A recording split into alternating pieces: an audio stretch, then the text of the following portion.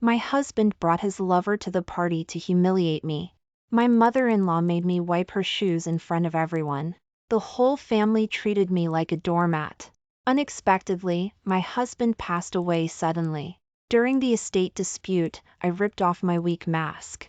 They didn't know I had already set my traps in the dark. Should a cheating man be given a way out? At the gathering, the wives discussed this question. My answer drew a strange, mocking gaze. Mrs. Stone, did I hear that right? You actually said no? This sparked a burst of laughter. I laughed too. After all, everyone knew I was the most weak and useless legal wife in their circle. Later, when they recalled this scene, they realized with horror.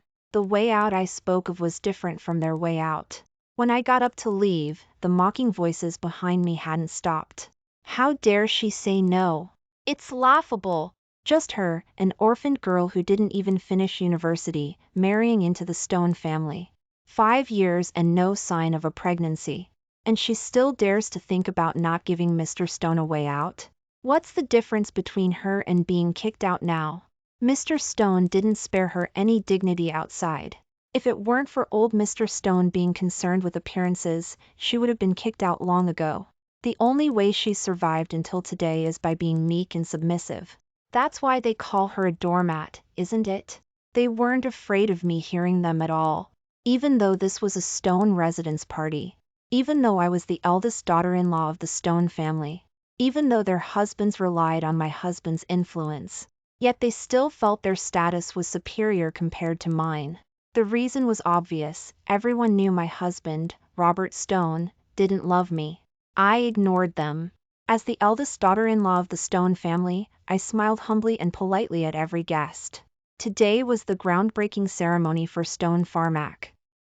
Eutical's new plant. Many old clients and partners were here. My father-in-law, Thomas Stone, had already declared that the most important thing for the Stone family was reputation. Anyone who caused the Stone family to lose reputation would be subject to family discipline. Yes, in the 21st century, the great family of Riverwood, the Stone family, had its own strict system of internal operation. Just then, a chorus of enthusiastic greetings sounded from the entrance. My husband, Robert Stone, had arrived. Appearing with him was his assistant, Sebastian. Both wore matching white suits from the same season, adorned with ceremony boutonnieres. They walked in side by side under everyone's gaze, like a newlywed couple stepping into a wedding chapel. Mr. Stone! Assistant Sebastian! People greeted them warmly and respectfully. Long time no see, Sebastian. The wives gathered nearby stood up, waving at him with wide smiles. Sebastian was poised and gracious. He smiled and nodded. When he reached me, he suddenly stopped and said politely, Mrs. Stone, my apologies. Mr. Stone was held up talking to the leadership and arrived late. It's my fault as the assistant for not reminding him adequately. You've had a tough time. I quickly shook my head and smiled, saying, No, your work is important. You're the ones who've had a tough time. Are you hungry? I'll have someone bring you something to eat. We've already eaten. No need to trouble you, Sebastian elegantly refused. Then, as if remembering something, he added, Oh, there is one thing. I parked in a hurry just now and blocked the exit. I'm uneasy about the staff driving my car. Would it be too much trouble for you to help me park it? He looked at me with a gentle smile. The surroundings suddenly fell silent. People looked over, intentionally or not, with eyes full of anticipation. Under those gazes, watching for a show, I nodded without losing my temper. Of course. Robert Stone stood by the entire time, his expression indifferent, observing coolly. He naturally wouldn't say anything. After all, they had known each other longer than I had, and their relationship was deeper. Sebastian was 32 this year, 2 years older than Robert Stone. They were classmates at London University. As an assistant, he was intelligent and capable, mature and steady. He held more decision-making power in the company than the vice presidents. As a lover, he was low-key and polite. In bed, he could make Robert Stone utterly infatuated.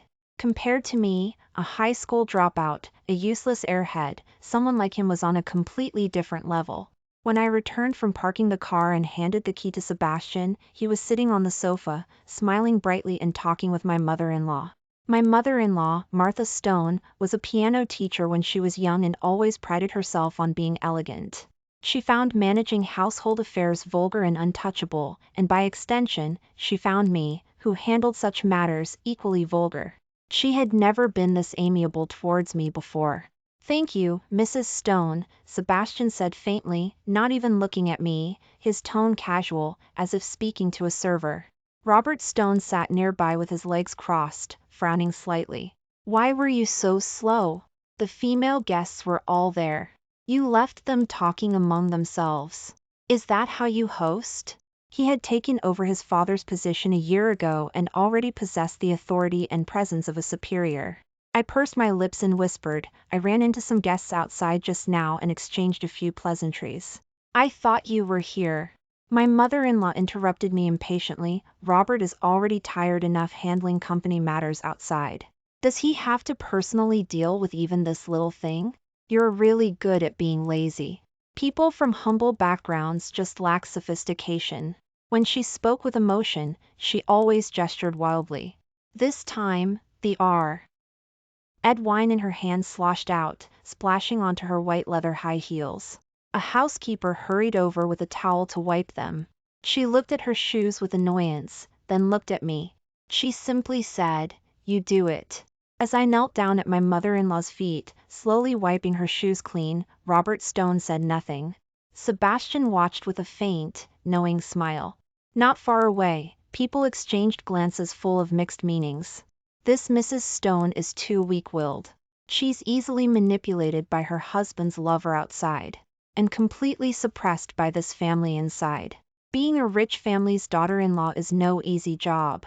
Yeah, if they tell her to wipe shoes, she wipes them.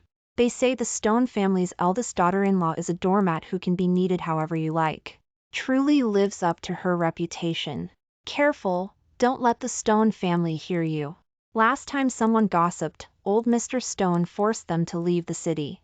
Yamoya reminds you, this video is titled Mocking Infidelity. Don't get it wrong. That evening, I was in the study organizing the guest gift list. A housekeeper came up and said my father-in-law, Thomas Stone, wanted me to come downstairs for a family meeting. I put the items in the safe and locked it. When I came downstairs, everyone was there. My father-in-law sat in the center of the sofa in the main hall, his lips pursed, his expression stern. On his left sat Robert Stone and my brother-in-law Daniel Stone. Daniel taught at the university, so he wasn't home during the day, only returning in the evening. When he saw me, his eyes lit up, and he gave me a smile.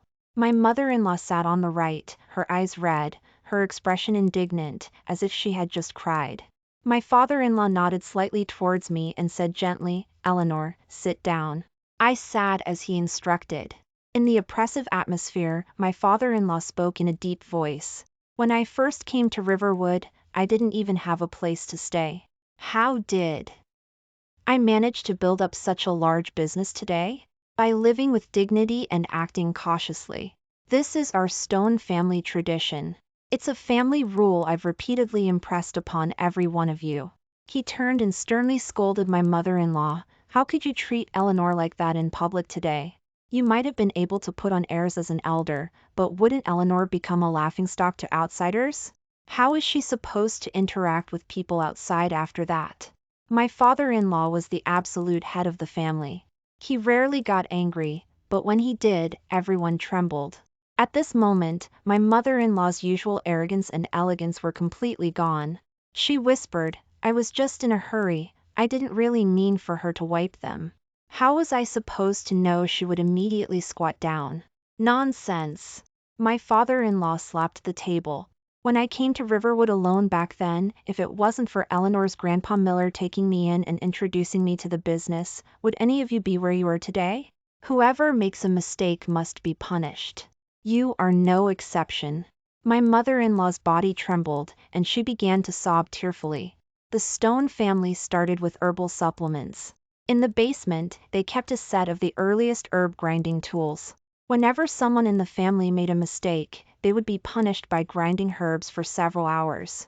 Their arms would be so sore the next day they couldn't even hold a bowl. My father-in-law considered this a lesson in not forgetting one's roots. Robert Stone leaned back on the sofa and spoke, "Dad, Eleanor didn't even make a fuss about this. Mom is getting old, she can't handle this. How about we just let it go?" My father-in-law's face darkened. "No." My mother-in-law murmured tearfully, "I have a charity piano performance at an orphanage soon. If my arms are sore, how can I play? I'm participating in this event to do charity work for the company." My father-in-law pursed his lips and fell silent. "Let it go, Dad," Daniel Stone also tried to persuade him. I didn't say anything, staring at my tightly clasped knees. Sure enough, my father-in-law's tone changed. He slowly spoke, "Breaking the rules is definitely out of the question. Eleanor, how about you take this punishment for your mother-in-law?" He turned to look at me gently. "Dad!" Daniel Stone stood up and said loudly, "How can that be? How can sister-in-law take this kind of punishment?" My father-in-law sighed, looking troubled. "I've sworn. The family rules cannot be broken. Robert needs to play golf with a client tomorrow, and Daniel has to do experiments every day. Only you, as the junior, can do this on their behalf. Eleanor, what do you think?" I slowly raised my head, smiled gently at my father-in-law, and said softly, "Okay." My father-in-law nodded in satisfaction. "You are a good child who doesn't cause worry. I didn't misjudge you back then." I was alone in the basement grinding herbs when Daniel Stone suddenly appeared at the doorway. His gaze was deep. In his hand, he held a bowl of steaming hot soup. I smiled at him. "Daniel, haven't you rested yet?" He didn't speak. He placed the bowl on the table, lowered his eyes, grabbed the handle, and silently began to turn the grinder. I was momentarily at a loss, frozen in place. But he seemed a little angry. His bright face was clouded with frustration. After a long while, his voice was suppressed as he spoke. "Are you really a doormat? How can a person have no temper at all? You just had to say you weren't willing. Who could truly force you? Daniel, hurry up and go. Dad will be unhappy if he finds out." I chuckled dryly and walked over, wanting to take back the handle. He refused to let go, pulling with all his might. I became anxious for a moment. "You're not helping me. You're harming me. Don't you remember last time? Just because you helped me, Dad found out, and I had 2 extra punishments." By the end, I was even on the verge of tears. Daniel Stone stopped. He said softly, "Sister-in-law, Dad initially chose you as a daughter-in-law because I was still young. That's why he let my elder brother marry you. Otherwise. He looked at me intently. My face flushed, and I said flustered, "What nonsense are you talking about? Hurry up and go, or someone will really find out." He sighed deeply. "Sister-in-law, the housekeeper told me you didn't eat much today.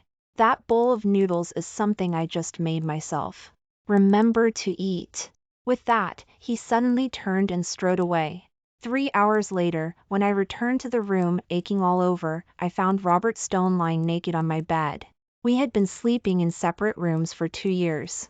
Robert Stone had sexual dysfunction and needed very strong stimulation to function. Ever since that unspeakable incident 2 years ago, Robert Stone had not touched me. At this moment, his chest rose and fell, panting, as he squinted at me. "Come here." I bit my lip and slowly walked to the bedside. "I can't do acupuncture for you today. My hands can't control the needles." I showed him my trembling hands. If I was of any use to him, it was my acupuncture. Years of dysfunction made it difficult for him to control his body at times, either constantly aroused or unable to perform. When it flared up, he could only barely regain normal function with acupuncture. And as the granddaughter of a renowned healer, I had learned by osmosis, and my technique was still better than what he could find outside. Robert Stone's face turned exceptionally ugly when he heard my words. Clearly, he was having an episode again, lying there in a state that was unbearable to look at. It was the former type. Yet, today he had caused such trouble. He cursed irritably, his bloodshot eyes fixed on me. he said in a rough voice. You do it. I stood still.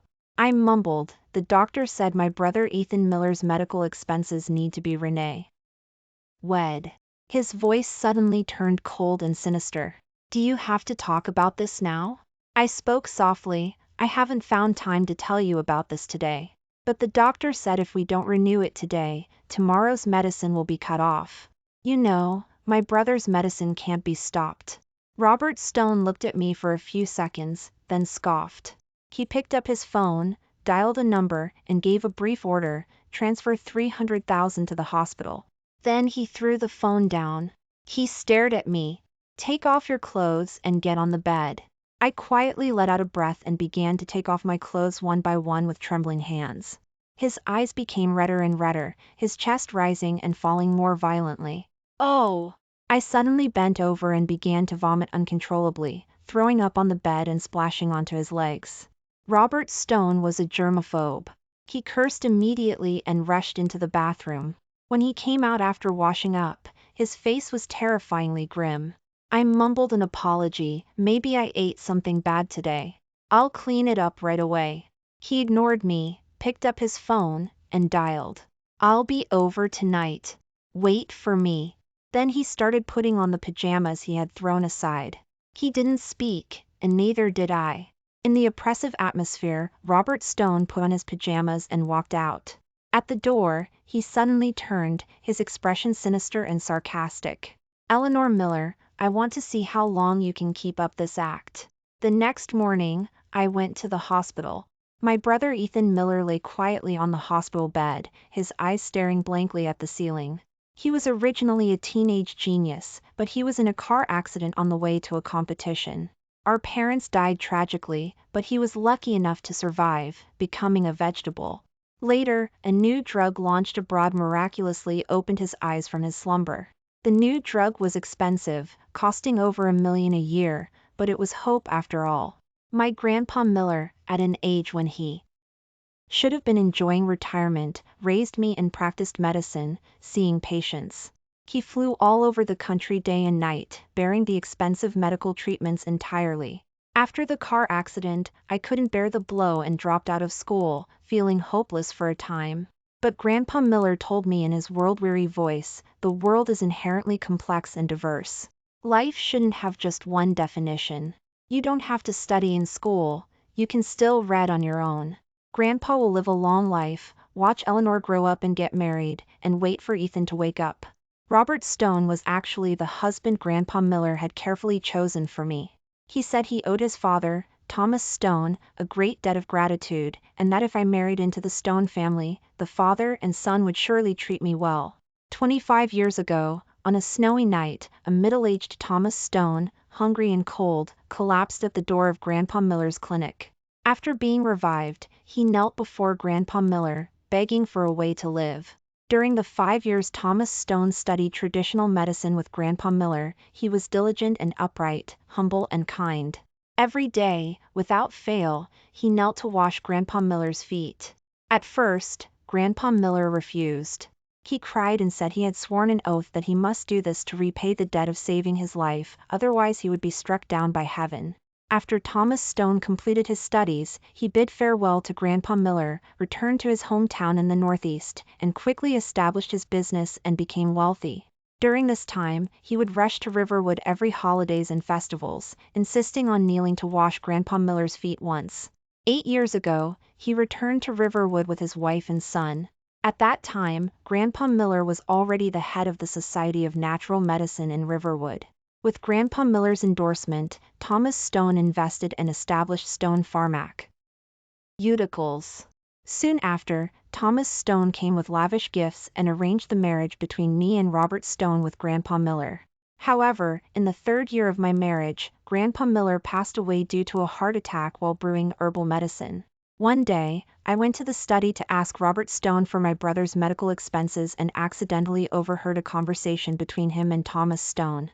His grandpa has been dead for so long, why are you still supporting him and that dead person? Robert, you've forgotten again. The most important thing in life is reputation. My mentor had a great debt of gratitude to me.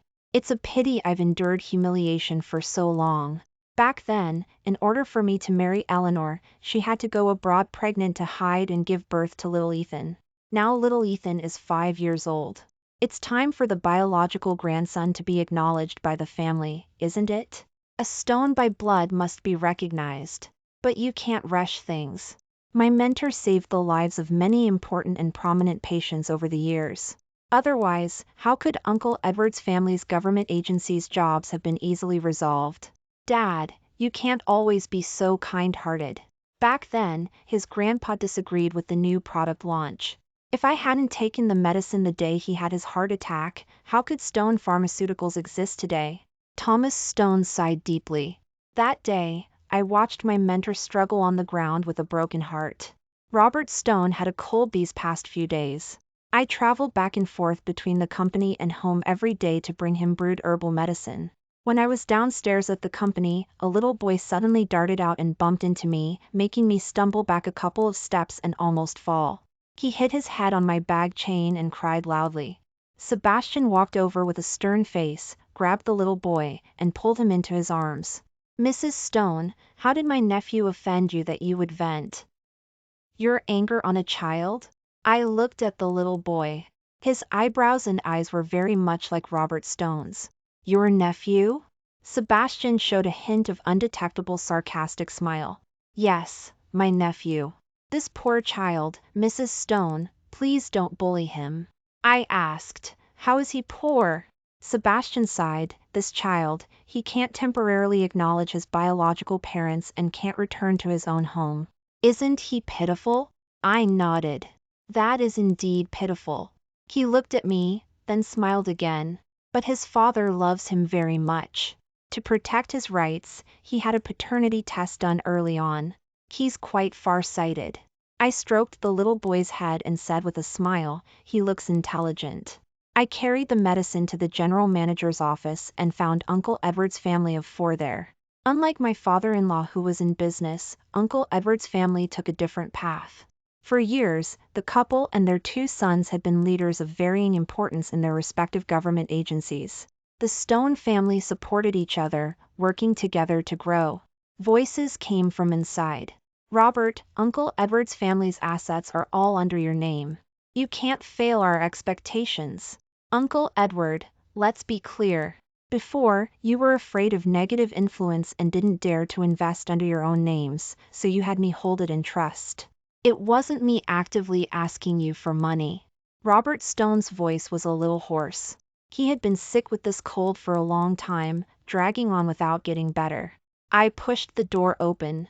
When Robert Stone saw me, he immediately frowned. I told you not to bring herbal medicine. I have important projects recently and don't have time to slowly recover. Did you buy antibiotics? His voice was emotional, and he coughed several times. I placed the herbal medicine and antibiotics on the table.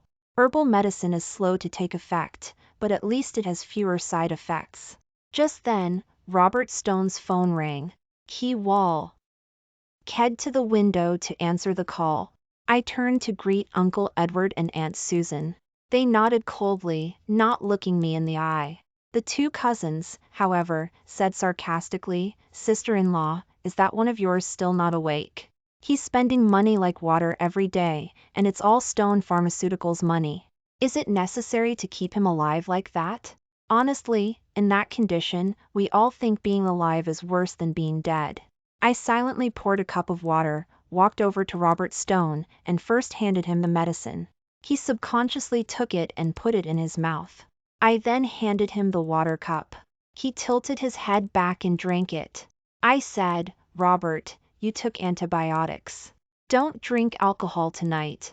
He ignored me, still on the phone. I said it again, louder this time, my voice cutting through his phone conversation. Robert, you just took medicine.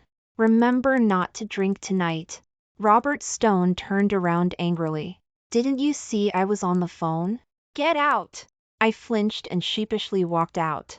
As I reached the door, I heard Aunt Susan laugh. This person lacks social awareness. So annoying. That day, I was in a car accident on the way home. A speeding truck rear-ended me, knocking me unconscious. When I woke up in the hospital, the doctor told me I had been unconscious for 5 days. Dazed, I took out my phone to call Robert Stone. Suddenly, the housekeeper from the Stone residence rushed in. "Madam, you're finally awake. I've been coming to see you off and on these past few days. You're finally awake." I smiled weakly. Did I worry everyone? "I'm fine." But I saw the housekeeper's expression was extremely serious. I looked at him. "What's wrong? Is my mother-in-law unhappy?" He froze for a moment. "Madam, Mr. Stone has passed away." My eyes slowly widened. "What did you say? Who passed away?" The housekeeper said in a deep voice, "The night you were in the car accident and fell unconscious, Mr. Stone suddenly had a critical illness outside. He was rushed to the hospital, but was pronounced dead shortly after. The house has been in chaos these past few days. Mrs. Stone has fainted from crying several times.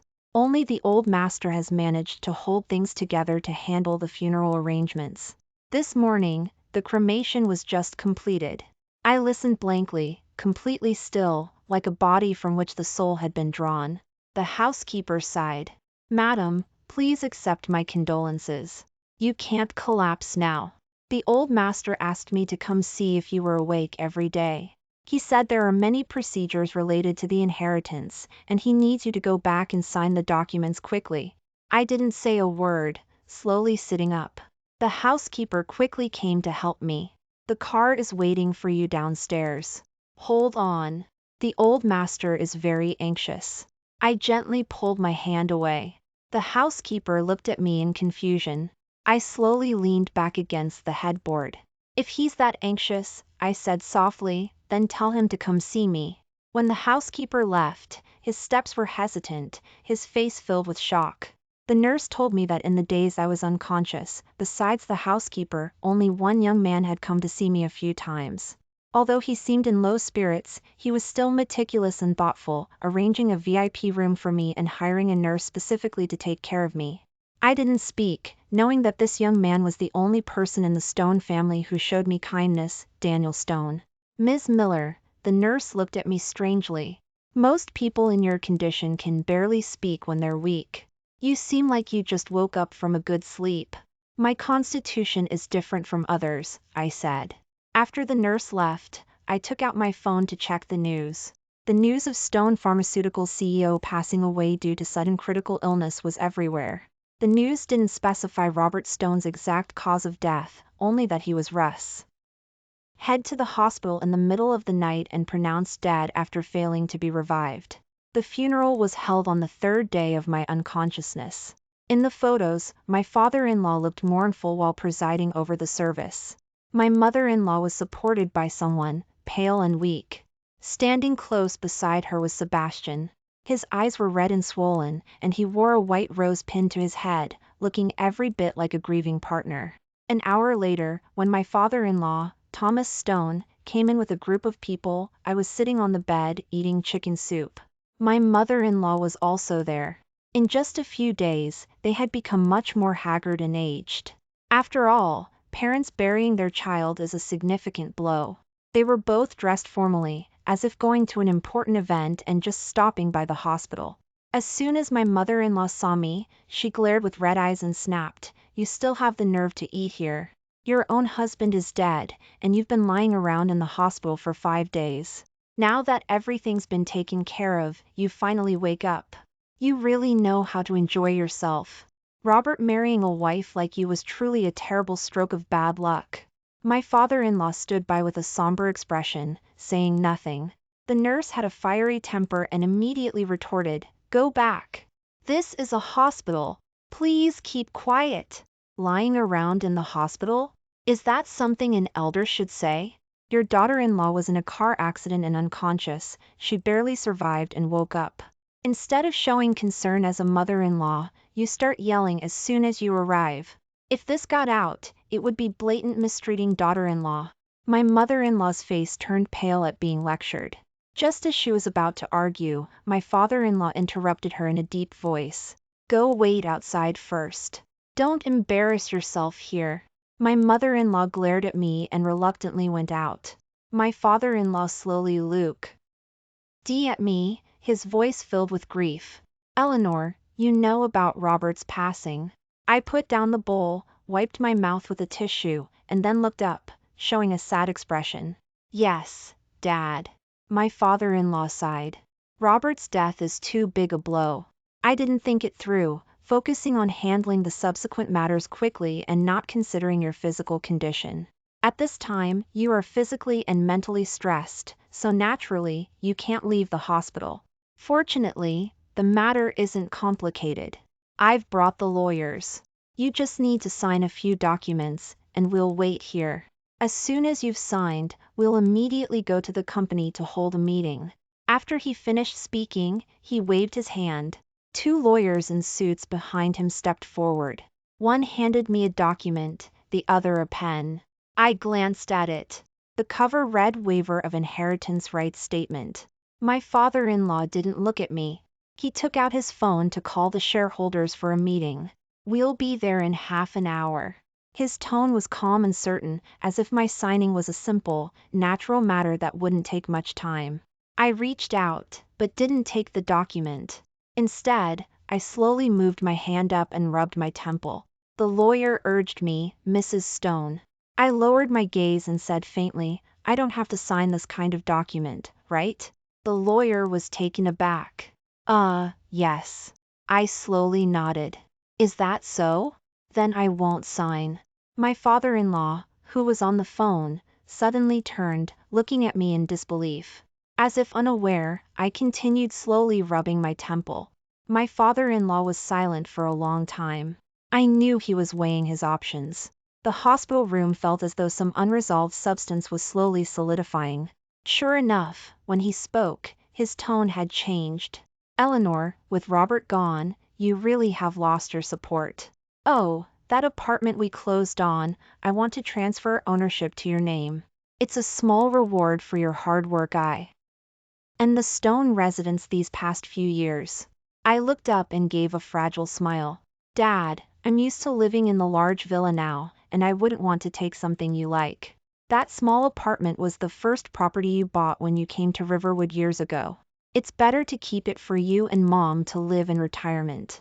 The atmosphere solidified again. The 2 lawyers pressed their lips together, unmoving. A sinister flash crossed my father-in-law's eyes, but his face was exceptionally benevolent. His voice was even more gentle than before. Such rare filial piety from you. How about this? You just woke up today, so you should rest well and recover first. We'll talk about things later. When my father-in-law left, I heard my mother-in-law's confused voice from the hallway. Not going to the company? Why? Didn't you say delaying a day on the project loses a day's worth of money? Shut up! The voices and footsteps gradually faded into the distance. I quietly exhaled. The 5 days of unconsciousness had left my body weak, but my mind was exceptionally clear and sharp. I closed my eyes. Thomas Stone was the most cautious person I had ever met. After I married Robert Stone, I was excluded from core family matters for a long time. I didn't know the family's finances, wasn't familiar with the family members' preferences or backgrounds, and knew nothing about the company. As the eldest daughter-in-law, I was like a decoration. Even the housekeeper at home had more decision-making power than I did. After Grandpa Miller died, the situation became even more apparent. Thomas Stone didn't trust me. People with malice hidden deep within their hearts see others through that same lens. After I decided to change my situation, I began to be meek and submissive, enduring unwarranted scolding, enduring insults and mockery, enduring Thomas Stone's occasional obedience tests. I suppose I passed his tests. Slowly, Thomas Stone allowed me to handle some domestic affairs. I could carry refreshments in and out of the study, could pass by them when they were talking without being bothered, and could appear at the company as Mrs. Stone. Yes, who would care about a woman with no background, who hadn't gotten pregnant in 5 years, who had to beg for medical expenses in a low voice, and who could be kicked out at any moment? The only reason I still held the title of the Stone family's eldest daughter-in-law was Thomas Stone's extremely cautious style of doing things. He wanted reputation, wanted to avoid giving others cause for criticism, wanted to be irreproachable even if he cast aside the granddaughter of his benefactor. Originally, that day was almost here. But now Robert Stone was dead. What a twist of fate! I sat on the hospital bed, performing acupuncture on myself. The nurse was curious again. "Ms. Miller, what are you doing?" I told her I was making my body's functions recover to their best state in a short time. Acupuncture can do that? Traditional Chinese medicine is profound. It controls the body's energy flow, regulating the ebb and flow. It can strengthen or weaken. Weaken? Can it also make the body weaker? The nurse's eyes widened. I smiled. For example, it can make someone sleep for a few days without being aware. That day, I chose that speeding truck and used the car accident to quietly sleep for a few days because I didn't want to put on an act in front of outsiders. Robert Stone couldn't bear it. "But the doctor said you're not seriously injured, just need to recover slowly. Why are you in such a hurry to recover?" I steadily inserted a needle and said with a gentle smile, "Because next, I have a few interesting battles to fight." Yamoya reminds you, this video is titled Mocking Infidelity. Don't get it wrong. After recuperating at the hospital for 2 days, on the 3rd day at noon, I received a call from the police. "Regarding your husband's case, there are some matters we need to investigate further. Should we come to your home or the hospital?" Cooperating with the investigation is the duty of every citizen. "I'll go home," I said. Daniel Stone came to the hospital to pick me up. He had also lost some weight, his features appearing sharper and more defined, as if he had matured significantly all of a sudden. After the funeral, Dad sent me to the out-of-town company to handle the handover. "I heard you woke up. I called you a few times, but you didn't answer." I sighed lightly. The doctor said I needed rest and forbade me from constantly holding my phone. He nodded. "So that's it," he said softly. When we arrived at the Stone residence gate, he comforted me gently, "You'll be seeing the police. Don't be afraid. They're just routine questioning." We were all questioned too. I glanced at him, lowered my head, and said softly, "Thank you, Daniel. I also owe it to you while I was unconscious at the hospital. Otherwise, I'm afraid I might never have woken up, and no one would have known." Daniel Stone patted my shoulder, restrained. "Sister-in-law, we are always family." Entering the Stone residence, I saw that the main hall on the first floor was full of people. My father-in-law, mother-in-law, and 2 police officers were talking. On the 2 sofas nearby, Uncle Edward's family sat on one side, and on the other, surprisingly, sat Sebastian. He was dressed all in black, with a white rose pinned to his head. Perhaps he had stayed up late helping with the funeral arrangements. He had dark circles under his eyes and looked withered and pale, contrasting sharply with me, who looked well-rested and healthy complexion from adequate sleep, as if we were 10 years apart in age. He gave me a faint glance, maintaining his usual haughty attitude, as if I were beneath his notice. "Eleanor, we're relieved to see you're all right," my father-in-law said, looking at me, his face amiable, showing no sign of the previous day's awkwardness. My other-in-law scoffed. Her own husband's affairs have to be handled by his male assistant. What face does she have left to sit in this house? I sat down composedly and said slowly, "A male assistant does the work of an assistant. He gets paid monthly. If he can't even handle this, isn't he being paid for nothing?" Sebastian looked at me in shock, as if he couldn't believe his ears. Of course, he was shocked. After all, for the past 2 years, I had always been weak and useless in front of him, someone he could easily manipulate without effort. "Mrs. Stone." My mother-in-law and Uncle Edward's family also showed surprise at my change. Only my father-in-law's gaze was deep, his wrinkled face showing little emotion. The police officer cleared his throat and said steadily, "Mrs. Stone, regarding your husband's unexpected passing, we haven't been able to formally question you because you were unconscious from the car accident. We are here today for that purpose."